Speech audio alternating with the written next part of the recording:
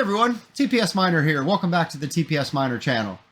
In today's video, we're going to be doing a head-to-head comparison of two ASUS 1660 Supers mining Flux. So the two cards in question are GPU 3 and GPU 4 here in HiveOS. The GPU 3 is an ASUS 1660 Super with Hynix memory that has been BIOS modded to improve its performance on Ethereum. And GPU 4 is a 1660 Super, also an ASUS, that has Samsung memory that cannot be BIOS modded to improve its performance on Ethereum. So before we get into this, I do want to point out, I do know and I am aware that these are two different graphics cards. So one is an ASUS TUF. So this 1660 Super is an ASUS TUF. The GPU 3 is an ASUS 1660 Super Dual. So it's not a perfect test, it's not a perfect comparison, but it's as close as I could get just by having two of the same brand of graphics cards. So I do have another 1660 Super here that's a Zotac, and I didn't think it would be as close of a comparison if we tested with the Zotac. So we're going to focus on these two ASUS cards. Again, I realize it's not a perfect test, but it's as close as we can get with the setup that I have. So let's take a quick look to baseline. We are using the same overclocks. So we're doing a 120 plus 120 on the core, plus 2000 on the memory, and a power limit of 80. And the BIOS modded 1660 Super, we're getting 26.09 solutions per second. And the non-BIOS modded card, we're getting 27.04 solutions per second. So right out of the gate with identical overclocks, the non-BIOS modded card is getting 1 solution per second more. And let's scroll up real quick and just take a peek. You can see that the uptime on this is 55 minutes and 44 seconds. So these have had an opportunity to stabilize. So what I want to do in this video for this test is we're going to change the overclock settings. We'll tweak the core, we'll tweak the memory, and we will adjust the power limits. But if we're adjusting the power limits, we're going to change them together. So for example, if we find an overclock setting on the BIOS modded card that is better at a power limit of 90, I want to change the power limit on the other card to 90 as well, so we can get a similar comparison consuming the same amount of power. So let's go ahead and get started. With mining Flux, it does take a bit of time for each of the overclocks to settle out. So this video will be broken up into segments. I'll make an overclock change, let everything stabilize, and then we'll come back and update our performance. So let's go ahead and get started, and we'll be back in a few minutes. All right, we're back. We've been at this for a little while. The miner uptime is 32 minutes.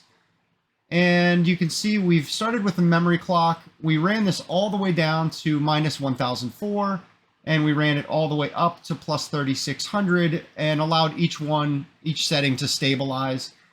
And really the best performance we're seeing is with a memory clock of plus 1800.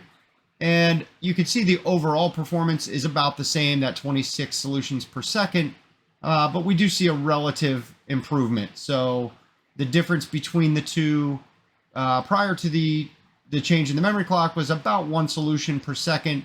We've trimmed that margin down to about 0.75 solutions per second. So not a whole lot we were able to do with the memory clock. And now we're going to move on to the core clock. Okay, so we've started trying to adjust the core clock. You can see we've upped the core clock from a plus 120 to plus 150. And we've seen no change in performance. So I went in and I looked at the miner, and you can see the first line here is the BIOS modded card. The second line is the non-BIOS modded card. So you can see the non-BIOS modded core clock is changing. 1545, 1560, 1485, 1680, 1680, 1605. The BIOS modded core clock will not change. It is locked at 1530 and will not change. So I set it to plus 120, and I checked. We were at 1530. I changed it to 150, And again, we were still at 1530. So I thought maybe there's something that with the card that the core clock is locked in for some reason. So I did go ahead and I rebooted. I power cycled the entire rig. So I removed power. I let it sit for 30 seconds, powered it back on, and restarted with the core clock already being set to plus 150.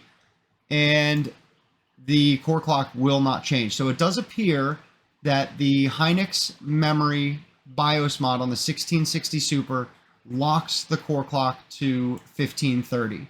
So if anyone has experience with this or is more knowledgeable about that, go ahead and leave a comment in the comment section below and maybe help to clarify what that BIOS mod is doing. But to me, it appears as though it's locking the core clock at 1530.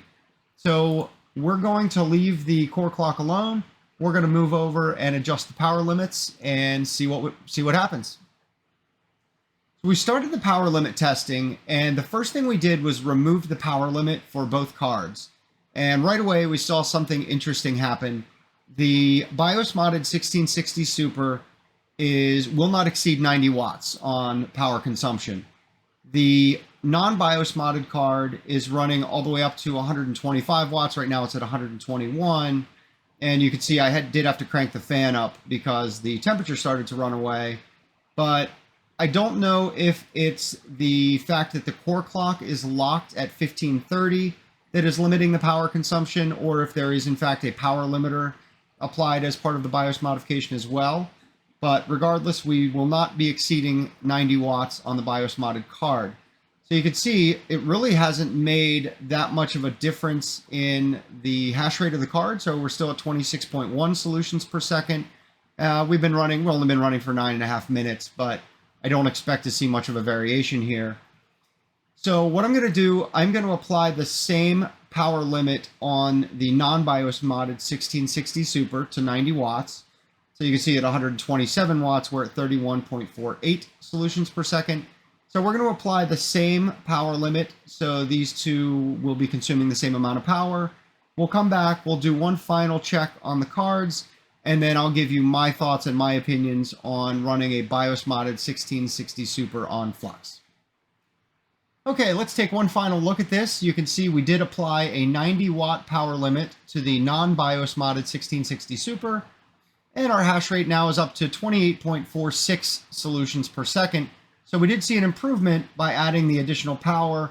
Again, this power is fluctuating between 84 and 90 watts, but I don't know that the additional hash rate is worth the additional power that we've applied, but it's interesting to note that when we added the additional 10 watts of power to the BIOS modded 1660 Super, we're not really seeing much of an improvement in the hash rate.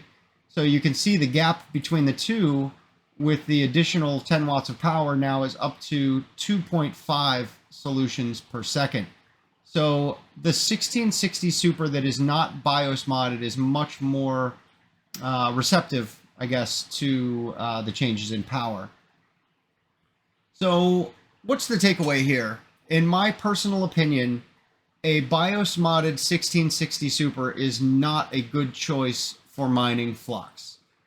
I think that the non-BIOS modded cards give you a lot more flexibility, and I believe a lot of that has to do with the fact that the core clock appears to be locked at 1530 in the BIOS modded 1660 Super, and it appears to be capped at 90 watts. Now, regardless, I don't believe that going above 90 watts is really going to be justifiable when you're mining Flux. I think your efficiencies will suffer pretty dramatically as you get above even 80 watts. We started with a baseline of 80 watts. I think you would see more efficiency in the 1660 Super if you reduced that power consumption even lower, say down to 70 watts. So you would lose some hash rate, but again, I think your efficiencies would improve. So again, just my own personal opinion. Not financial advice, not recommending what you should be doing with your graphics cards, but if it were me, I would not be mining Flux on a BIOS modded 1660 Super.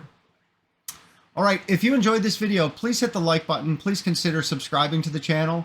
Hit that notification bell to be notified when new content comes out.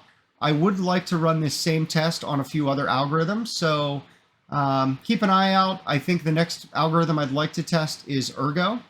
So keep an eye out for that, and hopefully we'll have that video released in the next day or two.